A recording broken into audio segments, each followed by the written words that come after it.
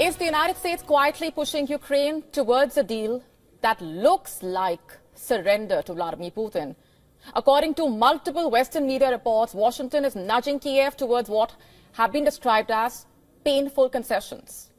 A draft plan is allegedly being developed that would require Ukraine to give up territory, downsize its military, and relinquish its dreams for long-range weapons. If true, the proposal aligns closely with long-standing Russian demands for peace talks. And this comes at a moment when Ukraine has just suffered one of the deadliest attacks on civilians in months. And given Ukraine's consistent refusal to cede territory, which Kyiv has always framed as outright capitulation, the big question really is over whether Kyiv would agree to such terms today. And here's what is known so far. Let's just break this down for you bit by bit. According to news agency AFP, the new US peace proposal would basically see Kyiv ceding land and more than halving its army. The draft US peace proposal provides for recognition of Crimea and other regions that the Russians have taken, and the reduction of the army to 400,000 personnel. It would also see Ukraine giving up all long-range weapons. It's not clear whether this is really what US President Donald Trump wants or what his team wants. And it's also unclear what Russia was supposed to do in return. At the same time, US Army Secretary arrived in Kyiv leading a high-profile Pentagon delegation to meet the Ukrainian officials and find ways to settle the conflict. And this is according to US broadcaster CBS News that said, citing the US military, that Driscoll met the Ukrainian defense minister on Wednesday. Ukraine's top military commander said reportedly that he held a productive meeting with the US delegation. In social media posts, he said, and I'm quoting, "I once again stressed that reinforcing the protection of Ukraine's airspace, expanding our long-range strike capabilities against enemy military targets and maintaining and stabilizing the front line will undermine the offensive potential of the adversary," quote unquote. American media outlet Axios earlier reported Moscow and Washington had been working on a secret plan to end the almost 4-year war. The Kremlin declined to comment on the report, later saying there was nothing new in the peace settlement progress. And amid reports of the US proposal, the Kremlin said on Thursday that any peace plan for Ukraine would have to eliminate the root causes of the conflict, and that though there were contacts with the United States, there were currently no negotiations with Washington on such a plan. And when asked if Putin had been briefed on the reported 28-point peace plan, the Kremlin spokesperson said, "I have nothing to add to what I have already said. A settlement must lead to the elimination of the root causes of this conflict," quote unquote. That's quite a statement. Remember, Russia currently occupies around a fifth of Ukrainian territory, much of it ravaged by fighting. Reports of this surprise peace initiative also coming as Russian missiles hit Ternopil. We've been telling you about this, far from the front line, in one of the deadliest attacks on western Ukraine since the war started. Meanwhile, visuals from Ternopil showing dozens of rescuers searching through the rubble after cruise missiles slammed into apartment blocks using cranes to reach the destroyed building. The city officials reported the fires had caused chlorine levels in the air to spike to 6 times the norm and called on Ternopil's 200,000 residents to stay home and close their windows. Ukraine's emergency service has said that 26 people, including 3 children, were killed, and another 92 people were injured. The UN human rights chief has said he was appalled by the number of civilian casualties in the attack. The Ukrainian foreign minister, meanwhile, said, quoting, "This is how Russia's peace plans look in reality."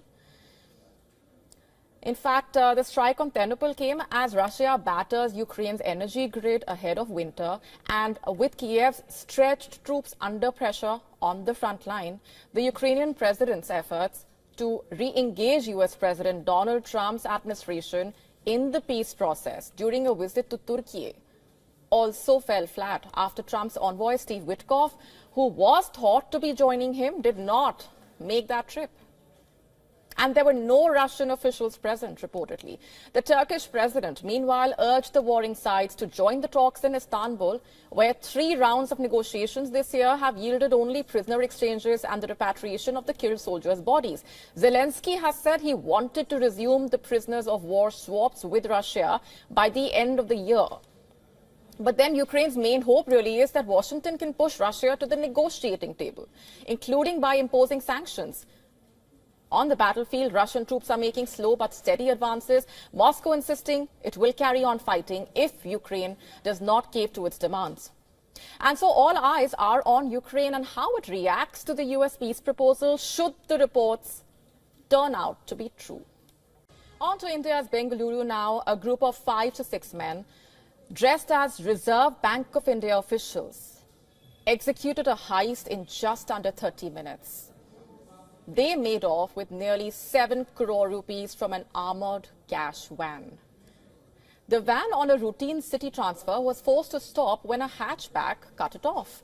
3 men jumped out of it and posed as central bank officials investigating the cash logistics company. Trusting them, the 2 armed guards left their weapons in the van and entered the imposter's vehicle after being told to visit the police station, leaving the cash van with the custodian.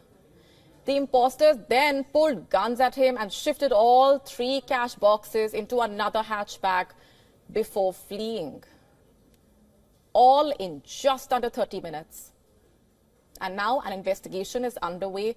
8 special teams piecing together how a crew of imposters managed to outsmart trained security staff in such a manner. Incident has been reported. Case is being registered right now of loot of cash van of the CMS cash delivery vehicle of around 6-7 crores. Exact amount, exact modus, how it happened and when it happened exactly are being probed, because the driver was a bit confused and he's afraid. But we have, based on the information of the driver, what he gave initially, our teams have done Nakabandi and checking is going on. Onto a major row that has erupted after police chiefs in Britain have reportedly been asking their officers to address prostitutes as sexual entrepreneurs. This is according to a report in the Telegraph. Let's just break this down for you. The National Police Chiefs Council's guidance is at the center of this row. It has reportedly been labelled harmful and inappropriate by the all-party parliamentary group on commercial sexual exploitation. The Labour MP who chairs the group has reportedly written a letter to the Policing and Crime Minister expressing concern that this risks confusion and undermines enforcement of legislation against sexual exploitation. Basically, the Sex Work National Police Guidance reportedly refers to prostitutes as sexual entrepreneurs and tells officers to limit the use of the word prostitute or prostitution to specific legal meanings and offences. And so the criticism raised also centres on the concern that the term sex work was not contained in any UK legislation. For now, it remains to be seen what comes next and what the implications of this row would be. India is stepping up its global crackdown on fugitives and criminals, securing high-profile arrests and extraditions across multiple countries. In the latest, the National Investigation Agency, NIA, recently arrested Anmol Bishnoi, the younger brother of jailed gangster Lawrence Bishnoi, following his deportation from the United States.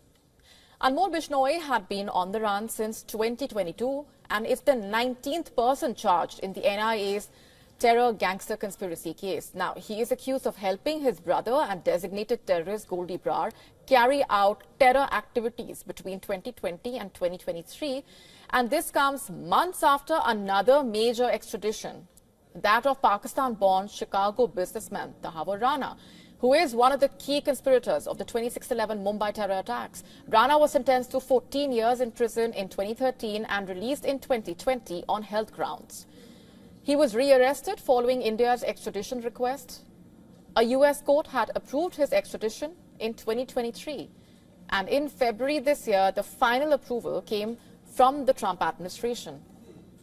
India's crackdown is not limited to terror cases. In April, the Belgian authorities confirmed the arrest of Indian fugitive Mehul Choksi. He is wanted for his role in the multi-crore Punjab National Bank fraud case, with India filing an extradition request. Similarly, Britain's Crown Prosecution Service has inspected Delhi's Tihar jail. The government's focus is on pushing harder to bring back fugitives, such as Vijay Mallya, Nirav Modi. Liquor baron Vijay Mallya, remember, is facing proceedings over alleged loan defaults. He stands accused in that bank loan default case amounting to more than $1.02 billion. Nirav Modi, arrested in the UK in March 2019, the prime accused in the $1.56 billion Punjab National Bank fraud case that involves fake letters of undertaking. He was declared a fugitive economic offender by India in 2019. And his extradition has been approved by the UK High Court. An ED case under the PMLA, including asset seizures, was filed against him and his uncle, Mehul Choksi, in 2018. Officials saying the CBI has successfully facilitated the return of 134 fugitives from abroad in the last 5 years. It is almost double the number repatriated over the entire decade between 2010 and 2019.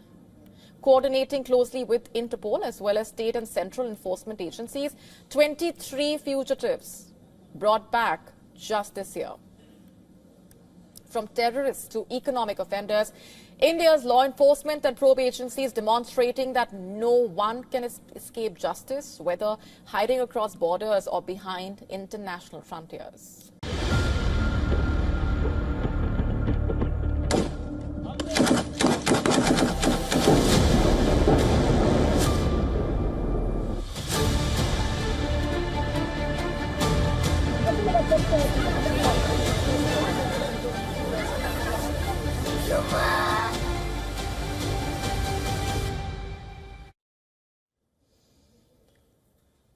Fresh Israeli airstrikes in Gaza once again threatening the fragile ceasefire that has held for weeks.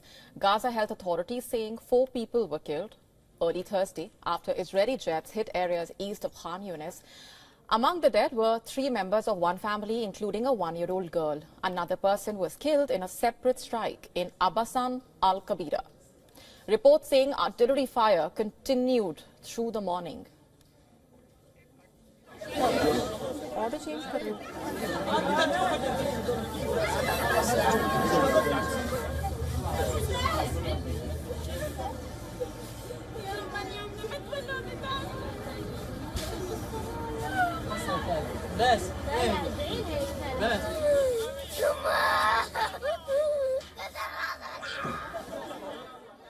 And Qatar, which is one of the key mediators of the truce currently in place, condemned what it called brutal Israeli attacks, warning that these strikes risk undermining the ceasefire agreement. And for civilians on the ground, the fear is that the war is creeping back. Residents described the overnight shelling as terrifying, with children in Gaza asking whether the war was returning.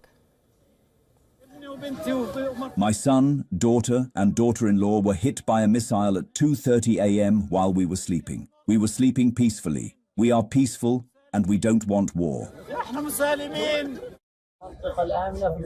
In the safe zone of Mawasi in Khan Yunis, we were shocked by 5 airstrikes on the place where we were staying. My cousin Ruba was martyred. She was a girl who had just graduated yesterday. I'm afraid I'll die without achieving any of my life's dreams. I only wish I could read, study, and become a doctor. Israel says the bombardment was carried out east of what is known as the Yellow Line, the boundary its forces pulled back behind as part of the U.S. brokered ceasefire. The Israeli military saying the strike targeted what it calls terror infrastructure, and that such operations continue regularly in that zone. But Gaza's health ministry has said more than 312 Palestinians have been killed in Israeli strikes since the ceasefire started. On Wednesday alone, 27 people were killed. Hamas is now urging President Trump and other mediators to pressure Israel to stop the attacks, accusing Israel of acting with blatant disregard for the truce. And the wider conflict also flaring beyond Gaza. Israel carried out several strikes in southern Lebanon, targeting what it says are Hezbollah weapons storage sites. Tensions rose further after Israeli Prime Minister Benjamin Netanyahu visited the troops inside a buffer zone in Syria, a move that drew condemnation from Damascus. The war started with the Hamas attack on October 7, 2023, which killed over 1,200 people in Israel. Israel's response has now killed more than 69,500 people in Gaza, according to figures used by the United Nations. The question is whether the ceasefire can hold or whether these new attacks are a sign that the war is sliding back.